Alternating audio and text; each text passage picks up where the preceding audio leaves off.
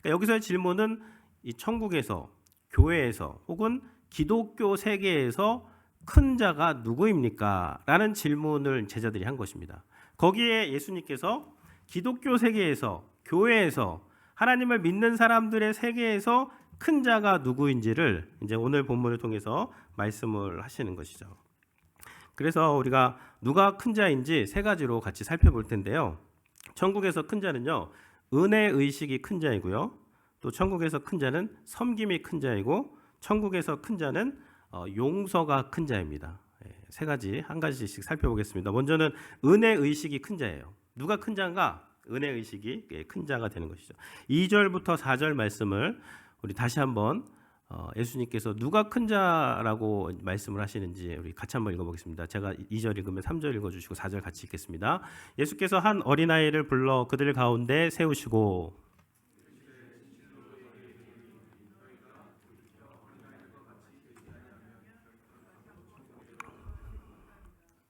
그러므로 누구든지 이 어린아이와 같이 자기를 낮추는 사람이 천국에서 큰 자니라. 제자들이 천국에서 누가 큰 자입니까? 이렇게 질문하니까 예수님께서 어린아이 한 명을 데리고 제자들 가운데 세우셨어요. 그래서 천국에서 큰 자는 이 어린아이처럼 자신을 낮추는 자다. 요즘 21세기 어린아이들 하면 좀 이렇게 영악하고 자기만 알고 막 자기 주장 세고 그러지 않습니까? 이제 그런 어린아이를 말하는 것이 아니라 어린아이와 같이 3절에 보면 자기를 낮추는 자. 그리고 어린아이의 특징은 뭐냐면요. 어린아이들은 어른의 돌봄이 없으면 이렇게 생존할 수가 없습니다. 아기 때부터 누군가의 돌봄이 절대 의존해서 성장할 수밖에 없는 사람들이 어린아이와 같은 자들이에요. 그래서 천국에서 큰 자는 누구냐면 어린아이와 같은 마음을 가진 사람들입니다. 어린아이와 같은 마음이 어떤 마음이죠? 하나님의 도움 없이는 나는 내 힘만으로는 내가 아무것도 할 수 없는 자다라는 것을 깨닫고 인식하고 고백할 수 있는 사람이 천국에서 큰 자라는 것입니다.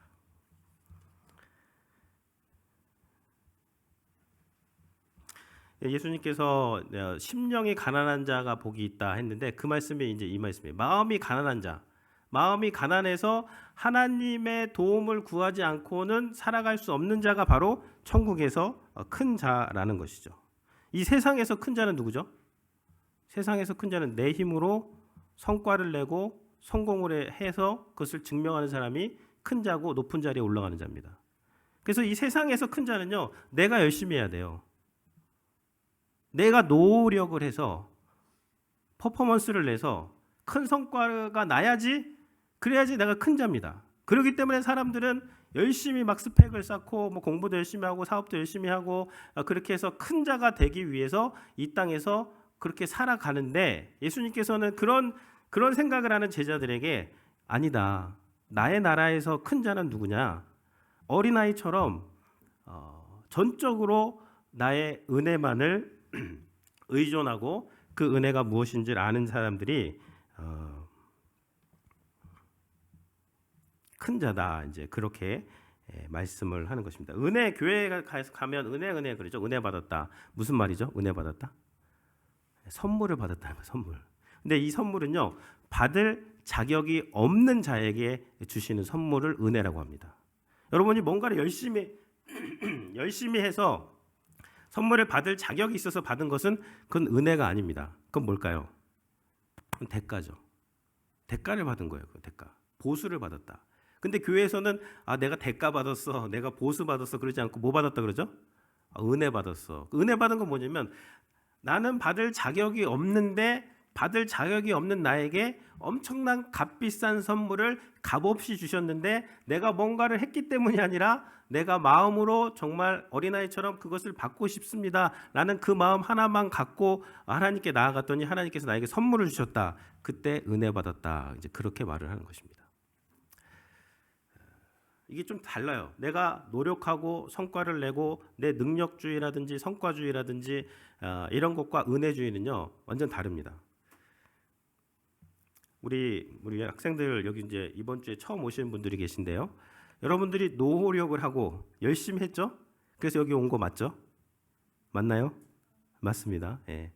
근데 이제 그런 이제 교회에서 큰 자는 그런 것도 있지만 그거보다 더 큰 게 뭐냐면 하나님이 나와 함께 하시고 나를 도와주셔서 하나님께서 내 주변 사람들을 통해서 나를 도와주셨기 때문에 내가 오늘 여기에 올 수 있었다라는 의식이 마음에 가득 찬 사람들이 천국에서 큰 자라는 거예요. 2년 전에 여러분처럼 이렇게 왔었어요. 그때 요때인 것 같아요. 그 1월에 많이 왔었는데 한 달 만에 다 집으로 돌아갔습니다. 돌아갔어요. 그 학생들도 열심히 준비했어요. 노력을 해서 막 여러 가지 프로세스를 해가지고 왔는데 그들의 힘만으로 그들의 노력만으로 되지 않는 상황이 벌어질 수도 있는 거죠. 여러분이 아무리 열심히 해도 안 되는 상황을 만날 수가 있는데 그런데 이렇게 와서 여기 와서 건강히 와서 또 이렇게 환경적으로도 하나님께서 도와주시고 주변에서 도와주셨기 때문에 여기 와서 공부를 할 수 있는 것이고 여기 와서 사업을 할 수 있는 것이고 여기서 직장을 다닐 수 있는 것이고 내가 오늘 그런 하나님의 도움으로 이렇게 존재하는구나 라는 그 은혜의식이 큰 사람이 천국에서 큰 자라는 거예요.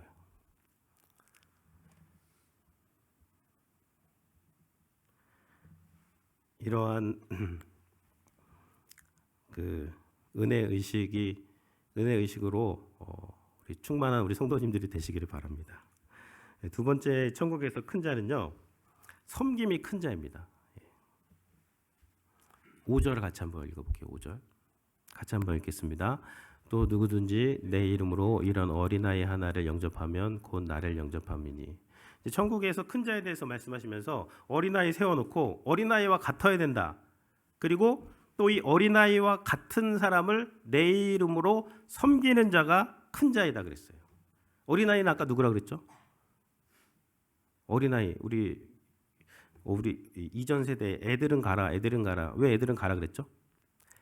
애들은 돈이 없으니까 구매력이 없으니까 이제 가라는 거죠. 그러니까 아이들은 돈도 없고 힘도 없고 별 도움이 별 볼 일 없는 취약계층에 있는 그런 사람들을 말하는 거예요. 근데 천국에서 큰 자는 뭐냐면 그렇게 취약계층에 있고 돈도 없고 힘도 없고 별 볼 일 없는 그 작은 한 사람을 에게 집중하고 그 사람에게 내 삶을 오픈을 해서 그 사람을 내 삶으로 초청해서 함께 그 사람을 영접하고 섬길 수 있는 사람이 천국에서 큰 자라는 거예요. 세상에서 큰 자는요. 세상에서는요. 그렇게 별 볼 일 없는 사람하고 어울리면 안 됩니다. 유유상종이라 그랬다고. 성과를 내고 열심히 하고 사회적 신분이 있는 사람끼리 만나가지고 그 사람들하고 교제를 해야지 내가 높은 곳으로 올라간다. 이게 세상이에요.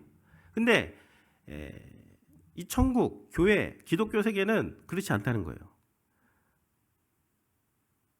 작은 이 어린아이 하나를 예수님을 섬기는 것처럼 그렇게 섬기는 자가 천국에서는 큰 자다 이렇게 말씀을 하고 있는 것이죠.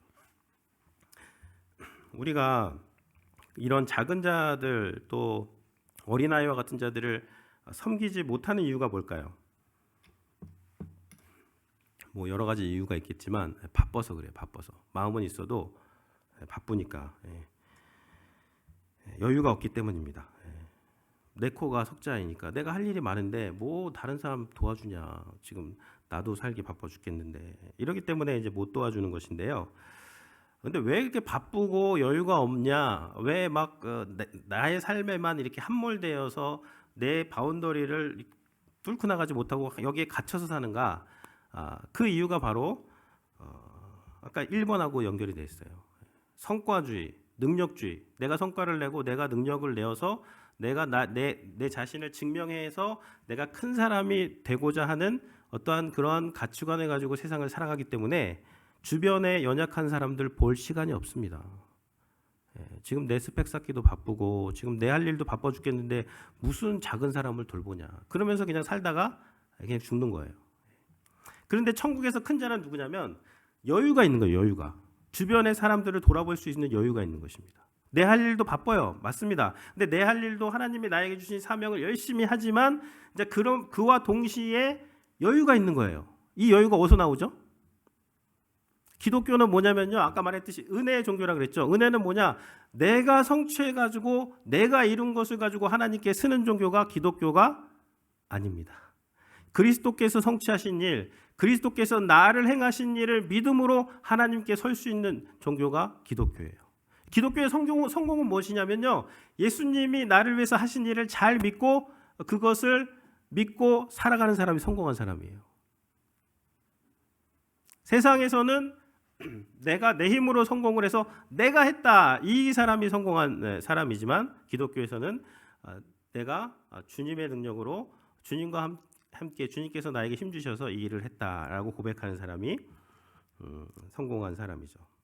세상의 디폴트 값은 내 힘과 내 능력과 내 성공입니다. 거기서 출발하니까 늘 피곤하고 바쁘고 여유가 없는 거예요. 근데 이 기독교 천국의 디폴트 값은요, 예수님의 성공과 성취입니다. 거기서 시작하는 거예요. 이미 성공한 사람으로 시작하는 것입니다. 그러니까 뭔가를 내가 해서 성공하기 위해서 막 하는 것이 아니라 이미 성공한 사람으로 주님께서 나를 하나님의 자녀 삼아 주셨기 때문에 그 자녀에 걸맞는 삶을 살기 위해서 오늘 내가 뭔가를 하는 거예요. 그렇기 때문에 여유가 생길 수가 있는 것이죠. 교회 다니시는 분들 중에서요, 헌금을 한다 그러죠. 헌금. 세상 말로 하면 뭐죠? 기부금을 내는 겁니다. 기부금을 내시는 분들이 있어요. 어떤 분들은 여러 가지 생각이 있을 수가 있는데, 이 헌금을 낼 때요, 우리가 기부금을 낼 때 내가 노력을 해서 내가 내 힘으로 이거를 벌었다 그러면요, 헌금 내기 쉽지 않습니다. 기부금 내기 쉽지 않아요. 내가 어떻게 벌었는데, 내가 어떻게 해서 이걸 벌었는데 이걸 다른 사람과 나누는가, 상당히 삶이 인색해집니다. 근데 우리의 삶에서요, 막 기부금도 내고 다른 사람들도 돕고 뭐 어디 막 수해 났다 그러면은 뭐 어디서 뭐 수해 피해가 입었다, 쓰나미가 왔다 그러면 막 비행기 타고 날아가서 도와주시는 분들도 있어요. 이제 그런 분들의 어떤 그 멘탈은 뭐냐면요, 내가 노력을 해서 내가 해가지고 내가 내 인생이 지금 여기까지 굴러온 게 아니라 하나님께서 내 인생 도와주셨고 하나님께서 나와 함께 하셔서 내가 이 사업도 하고 내가 이 공부도 하고 내가 이 직장도 다니기 때문에 내가 한 것도 있지만 그거보다 훨씬 더 큰 하나님의 은혜가 내 인생에 함께 했기 때문에 기부도 하고 나누는데 아무런 문제가 없는 것입니다. 그래서 천국에서 큰 자는 누구냐면 이 은혜의식이 크기 때문에 자기의 가진 시간도 나누고 리소스도 나누고 이 주변에 나누는 거예요. 근데 어떤 이익, 내가 이 사람한테 이걸 주면 저 사람은 나한테 이걸 해주겠지. 그건 어떻게 보면 거래입니다. 거래. 뭔가 그 목적이 있는 거예요. 그런데 예수님께서 말씀하시는 여기에서 성경은요, 어린아이는 어떤 성경이냐면 내가 이 사람을 도와줬을 때 그 사람이 나에게 전혀 그 도와줌을 줄 수 없는 그렇게 취약한 사람들한테 가서 그 사람들을 도우라는 거예요. 그러면 내가 너의 삶을 인도하고 내가 너의 삶을 책임져 주겠다라고 하는 게 기독교에서 이 큰 자가 되는 것입니다. 그래서 우리가 팬데믹 때 우리도 힘들었죠. 우리도 힘들고 근데 우리가 예배하는 중에 예배 막 끝나고 같이 뭐 얘기하다가 우리도 힘든데 그 학교에서 셧다운 돼가지고 갇혀 있는 학생들이 있다 그러는데 그 사람들은 더 힘들겠네. 우리 뭐 좀 해야 되지 않나? 그러니까 우리 성도님들이 도시락 같은 거 만들어서 좀 나눠주면 어떤가요? 그래서 나가서 도시락 나눴죠. 그렇게 섬길 수 있는 그런 그 동력이 어디서 나왔냐면요. 우리가 예배하고 하나님을 찬양하고 또 하나님을 바라보다 보니까 여유가 생기는 거예요. 나만 보지 않고 우리 주변의 사람들을 보게 되고 내가 할 수 있는 작은 일을 가지고 나가서 한 4번 정도 나가서 저희들이 한 150개 정도 이렇게 섬기기도 했습니다. 지난주 수요일 날도 뭐 라이드도 갔는데 라이드 나오신 분들이 직장 끝나고 오신 분들이에요. 비즈니스가 6시에 끝나는데 일찍 닫고 그 공항에 나오셨어요. 내 비즈니스 바빠 죽겠는데 뭐 알지도 못하는 사람 내가 왜 라이드 가냐가 아니라 하나님께서 나에게 베풀어 주신 은혜가 너무 크기 때문에 그것을 생각을 하면 그거를 흘려보내는데 문제가 없고 섬기는데 문제가 없기 때문에 그렇게 이제 섬길 수가 있는 것이죠. 이러한 섬김이 우리 성도님들의 삶에 충만하길 바라고 그럴 때 여러분들이 천국에서 교회에서 기독교 세계에서 큰 자가 되는 것입니다. 예수님이 왜 천국에서 가장 큰 자인 줄 아세요? 예수님이 가장 크게 섬기셨기 때문이에요. 예수님은 위에 뭐 하늘에 앉아가지고 야 이거 해라 저거 해라 막 이런 분이 아니라 하늘에 앉으셨던 분이 이 땅으로 내려오셨는데 말구유에서 태어나셔서 가장 연약하신 모습으로 이 땅에 오셔가지고 많은 사람들을 섬기시고 예수님의 클라이막스가 어디죠? 십자가예요. 십자가에서 온 인류를 섬기셨잖아요. 그러니까 예수님이 구세주가 되는 거예요. 그리고 우리도 그렇게 섬길 때 희한합니다. 예수님처럼 섬길 때 우리가 구원을 받아요. 구원이 뭔지를 알고 이 땅에서 살게 되고 막 섬기지 않고 나를 위해서 내 것을 위해서 막 이렇게 살아가면 인생이 아주 피폐해집니다. 막 인생이 공고해져요. 근데 예수님처럼 이렇게 예수님의 은혜를 생각하면서 나누고 섬기면 베풀면 우리 삶이 더 풍성한 삶이 되는 것이죠. 마지막으로 이 천국에서의 큰 자는요. 용서가 큰 자입니다. 용서가 큰 자. 이제 15절인데요. 15절을 제가 읽으면 이제 이것은 이제 어떤 교회 안에서의 어떠한 그 용서의 문제를 다룬 말씀인데요. 제가 읽겠습니다. 내 형제가 죄를 범하거든 가서 너와 그 사람과만 상대하여 권고하라. 만일 들으면 내가 그 형제를 얻을 것이요.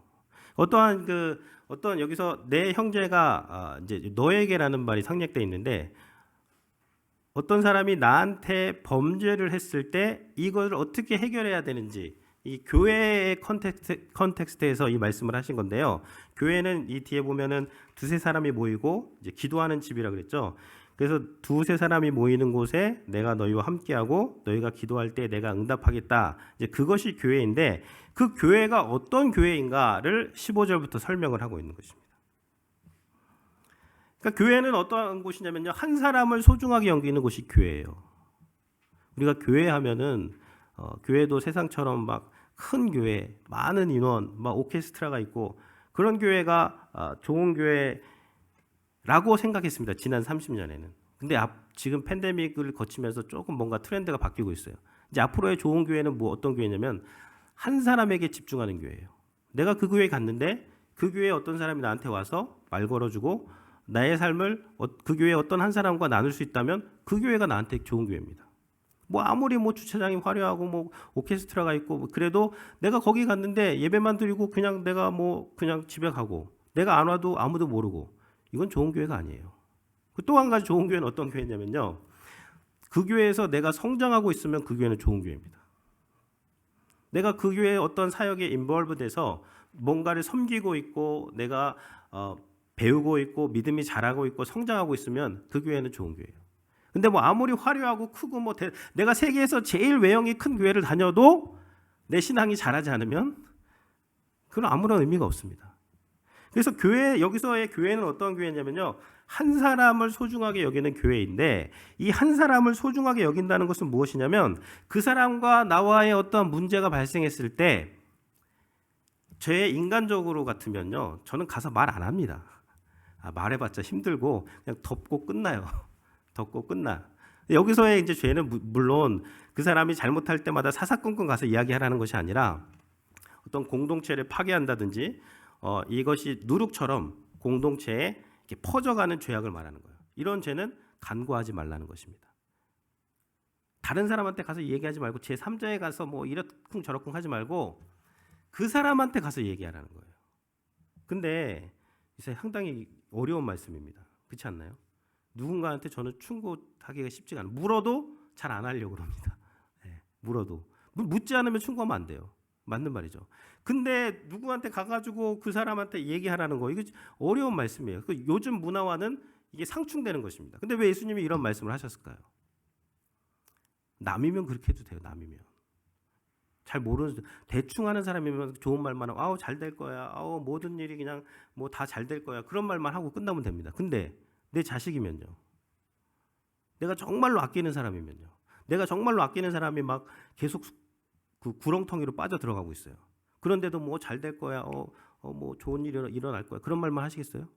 아니죠. 그런 경우는 어떻게 되죠? 가서 이야기해야죠. 근데 어떠한 그 마음으로 가서 이야기하는 거죠? 야, 너 이렇게 하면 안 돼. 너 이렇게 살면 안 돼. 이런 것이 아니라 기도하는 거예요. 하나님, 저 영혼을 하나님께서 잘 살펴주시고 지금 저 어려운 곳으로 가고 있는데 나쁜 곳으로 가고 있는데 하나님께서 돌려주셔서 그 사랑하는 마음으로 목적이 뭐예요? 그 형제를 얻을 것이요 얻기 위해서 가서 이야기하는 거예요. 그 사람을 얻기 위해서 구원하기 위해서. 이제 갈라디아서 6장 1절 말씀이 있습니다.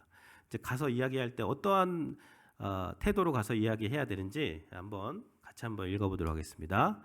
형제들아 사람이 만일 무슨 범죄한 일이 드러나거든 신령한 너희는 온유한 심정으로 그러한 자를 바로잡고 너 자신을 살펴보아 너도 시험을 받을까 두려워하라. 너희가 짐을 서로 지라 그리하여야 그리스도의 법을 성취하리라.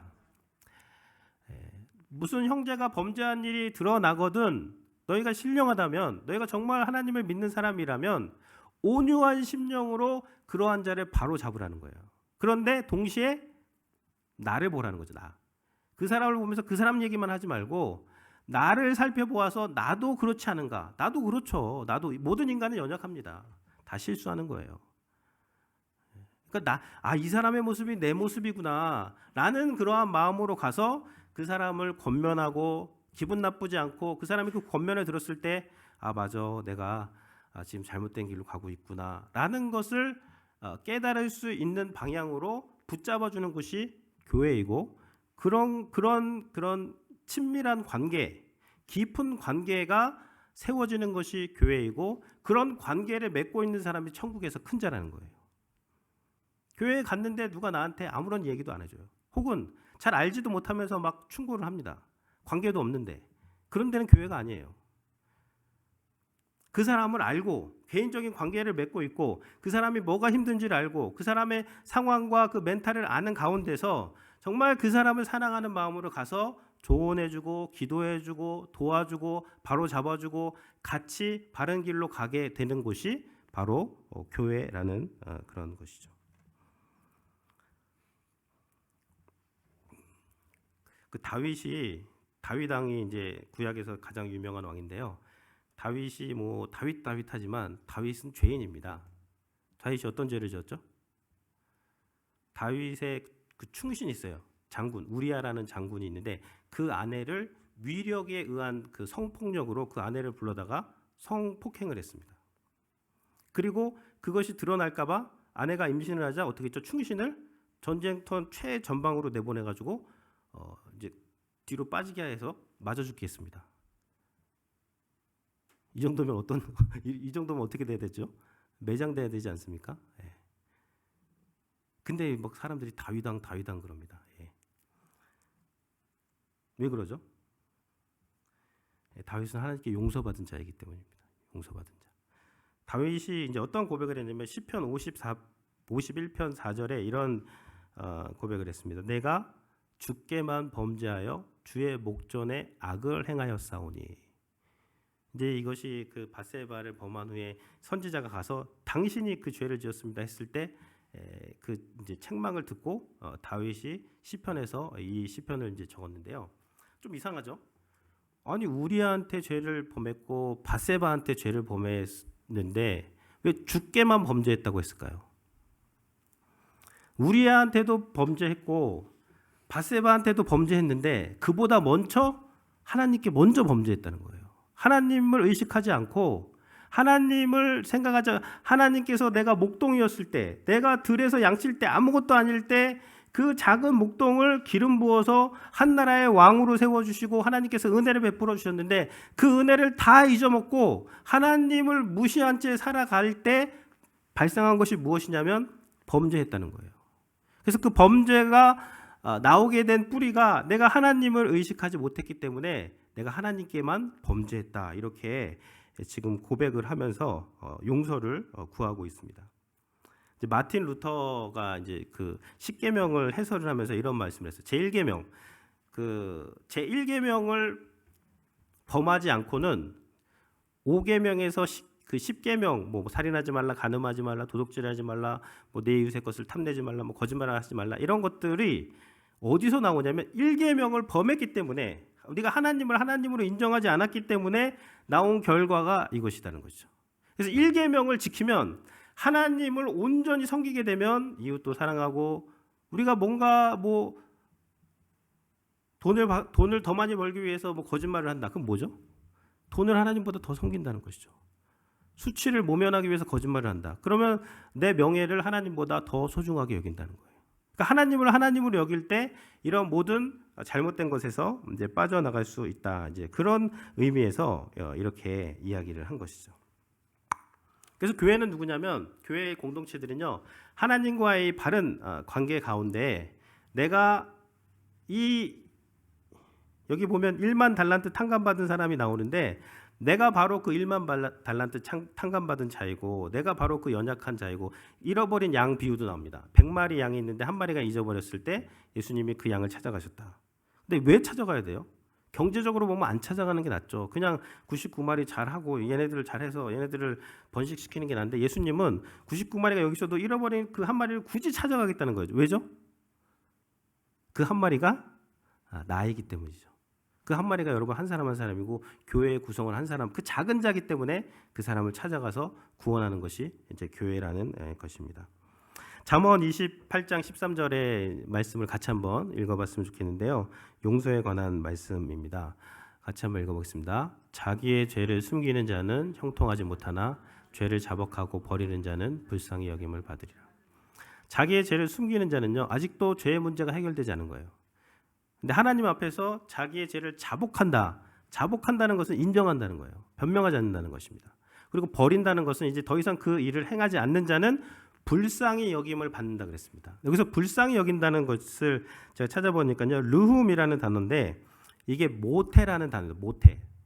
이 모태라는 그 어원에서 왔는데 이 의미는요, 르훔의 의미는 갓난아기를 향한 부모의 마음이 바로 불쌍히 여김을 받으리라, 이제 그 말입니다. 그러니까 하나님이 우리를 불쌍히 여김은 뭐냐면 부모가 갓난아기가 태어났을 때 그 아이를 불쌍히 여기고 돌봐주는 그런 심정으로 우리를 불쌍히 여기는데, 문제가 우리가 어떻게 할 때 우리의 죄를 인정하고 우리의 죄를 자복하고 버릴 때 하나님께서 그렇게 우리에게 긍휼을 베풀어 주신다는 것이죠. 그래서 우리가 이제 공동체에서 어떤 회개는 무엇이냐면요, 내가 무언가를 해가지고 내가 지은 죄를 상쇄시키는 건 회개가 아닙니다. 혹은 내 죄 때문에 내가 절망에 빠지는 것도 회개가 아니에요. 그 회개는 뭐냐면요, 내 어떠한 이 아픔과 잘못과 죄를 그냥 내가 끌어안고 막 절망에 빠지든가 혹은 자기 연민에 빠져가지고 내가 그때 그것만 아니었어도 이 상황이, 이 사단이 오지 않았을 텐데 뭐 그런 것을 얘기하는 것이 아니라 그 내 잘못과 내 아픔과 내 수치를 다 십자가 앞으로 가져가는 거예요. 십자가 앞에서 다 내려놓고 인정하는 것이죠. 하나님, 저는 죄인입니다. 그리고 하나님, 이제 저는 새롭게 태어나기를 원합니다. 그렇게 고백할 때 하나님이 우리를 향해서 어떠한 마음을 갖냐면 마치 어머니가 아이를 불쌍히 여기는 것처럼 우리를 그렇게 불쌍히 여겨주시고 우리의 죄를 용서해 주신다는 것입니다. 용서는요, 1만 달란트 탕감받은 사람한테 용서는 뭐냐면 빚을 대신 갚아주는 거예요.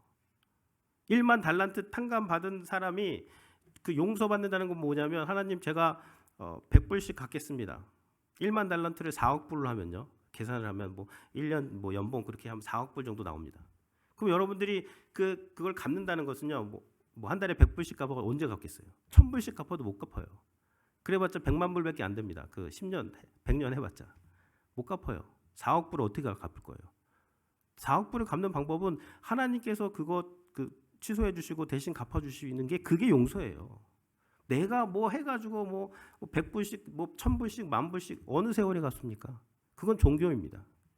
그래서 교회는 어떠한 곳이냐면 이렇게 하나님께 자신의 죄를 고백하고 용서받은 사람들이 서로 모여 있기 때문에 다른 사람이 잘못을 했을 때 그 사람을 통해서 나의 모습을 보고 정말 그 잘못 가운데 서로 이야기하면서 서로 용서가 일어나고 그렇게 될 때에 한 사람 한 사람이 바르게 쓰는 곳이 바로 교회가 되는 것입니다. 우리 미가서 19장 말씀 한 절 더 읽겠습니다. 이제 용서에 관한 말씀인데요, 하나님께서 우리를 어떻게 용서하셨는가의 말씀입니다. 다시 우리를 불쌍히 여기셔서 우리의 죄악을 발로 밟으시고 우리의 모든 죄를 깊은 바다에 던지셨느니라. 그러니까 우리 하나님의 용서는요, 우리를 불쌍히 여기셨다, 우리를 자녀처럼 대해주셨다는 거예요. 그리고 대신 갚아주셨다는 거예요. 그 많은 1만 달란트 못 갚는다니까요. 내가 뭘 해서는 그리스도가 하신 일로 갚아주신 거예요. 그리고 죄로 밟으시고 죄를 깊은 바다에 던져버리셨어요. 그리고 뭐라고 써있을까요? 거기다가 낚시 금지 딱 써놓으셨습니다. 이제 끝났어요. 그거. 그게 믿음이에요. 그게 용서라는 거예요. 그 용서받은 사람들이 모인 곳이 교회이기 때문에 우리가 다른 사람에게 그러한 용서를 베풀 수 있고 또 용서를 받을 수 있고 그 용서가 일어나는 것이 교회이고, 천국에서 큰 자는 누구냐? 큰 용서를 경험하고 큰 용서를 베풀 수 있는 자들이 바로 천국에서 큰 자가 되는 것입니다. 이런 은혜가 우리 성도님들에게 있기를 바랍니다. 기도하겠습니다.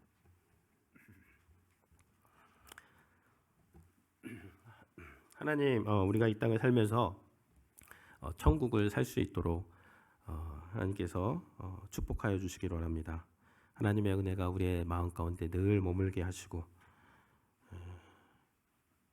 은혜 때문에 우리가 주변을 돌아보고 세상에서 소외되고 작은 자들, 주님의 마음으로 그들에게 다가가서 그들을 영접하고 그들을 환영하고 그들을 섬김으로 우리의 삶이 풍성한 구원의 삶을 살 수 있는 저희들을 되게 하여 주시기를 원합니다.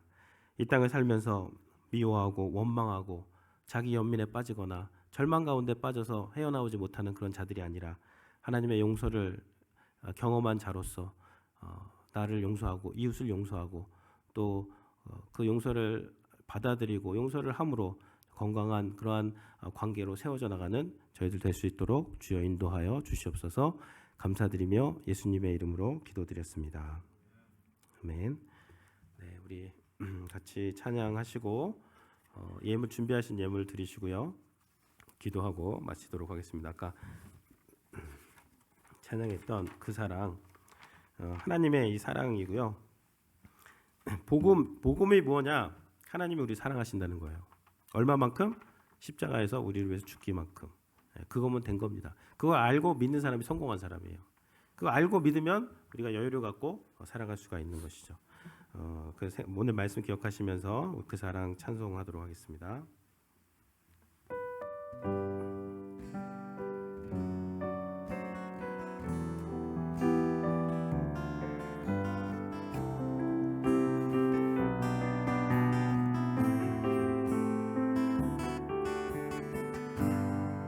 아버지 사랑 내가 노래해. 아버지 사랑 내가 노래해. 아버지 은혜 내가 노래해. 아버지 은혜 내가 노래해.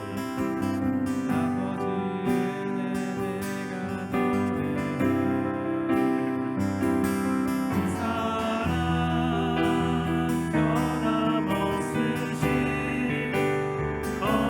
거짓없으신 성실하신 그 사랑 사랑할 때 꺾지 않으시니 꺼져가는 듯 불 끄지 않고 그 사랑 변함없으신 거짓없으신 성실하신 그 사랑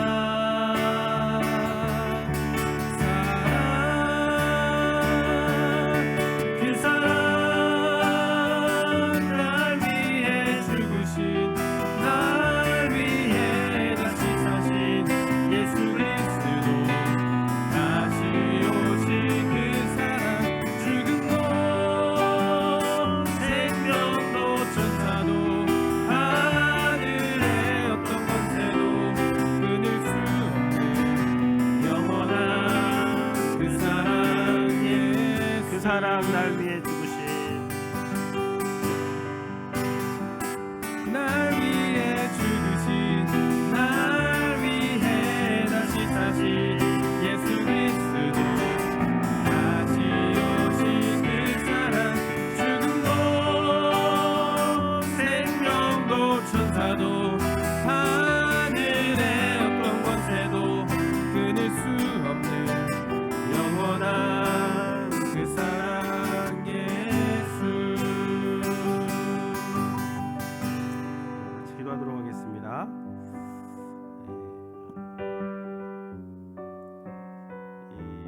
세상에서 큰 자가 되려면요 피곤합니다. 죽을 때까지 피곤해요.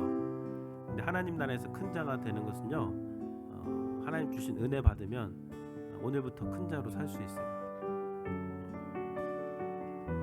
은혜가 큰 자가 큰 자고요. 그 은혜 때문에 다른 사람들 섬길 수 있는 자가 큰 자고요. 큰 용서를 받았음을 알고 그 용서를 실천할 수 있는 자가 큰 자입니다. 그러면 된 거잖아요. 그럼 여러분 뭘 하든 다 잘할 수 있어요. 하나님 여러분 도와주십니다. 7번 넘어져도 8번 일어날 수 있어요. 여러분 혼자 힘으로 하는 것이 아닙니다. 교회는요 한 사람 한 사람이 소중히 여겨지고 한 사람 한 사람과 관계가 맺어지고 그 관계 가운데 신앙이 자라나는 곳이 교회예요. 제가 이번 주에 성도님들 여기 계신 분들 또 비즈니스로 가서 만나고 또 전화로도 만나고 또 식사하면서도 만나고 사택에서도 만나고 이렇게 만났습니다. 그게 교회이기 때문에 이제 그런 것이죠. 그래서 여러분 우리가 우리 세렌젤로 교회가 주님 앞에서 이 큰 교회가 될 수 있도록. 큰 교회는 어떤 교회입니까? 한 사람 한 사람이 큰 은혜를 경험한 교회고요. 한 사람 한 사람이 그렇게 작은 자를 섬길 수 있는 그 마음과 태도, 그러한 믿음을 가진 교회가 큰 교회고요. 그리고 이 용서가 시행되는 교회, 용서가 나타나는 교회가 큰 교회입니다. 이러한 큰 삶을 살 수 있는 저희들이 될 수 있도록 같이 기도하도록 하겠습니다. 하나님 감사를 드립니다. 하나님 저희들 이 세상에서 큰 자가 되기 위해서 더 열심히 하고 더 높이 올라가고 더 많은 일을 해야 되지만 하나님 나라에서 큰 자가 되기 위해서는 그리스도께서 우리를 위해서 행하신 그 일을 믿고 받아들이고 하나님 그 주님께서 성취하신 그 일 다 이루었다 그 말씀을 믿고 하나님과 이 삶을 새롭게 시작할 수 있는 저희들 될 수 있도록 주님 도와주시길 원합니다. 성공을 위해서 높이 올라가기 위해서 하나님 수고하고 무거운 그 모든 짐을 주님 앞에 내려놓게 하시고 십자가 앞에 내려놓게 하시고 주님께서 우리를 위해서 이미 행하신 일을 바라보게 하시고 믿게 하시고 그 위에서 주님과 함께 동행하며 하루하루 걸어가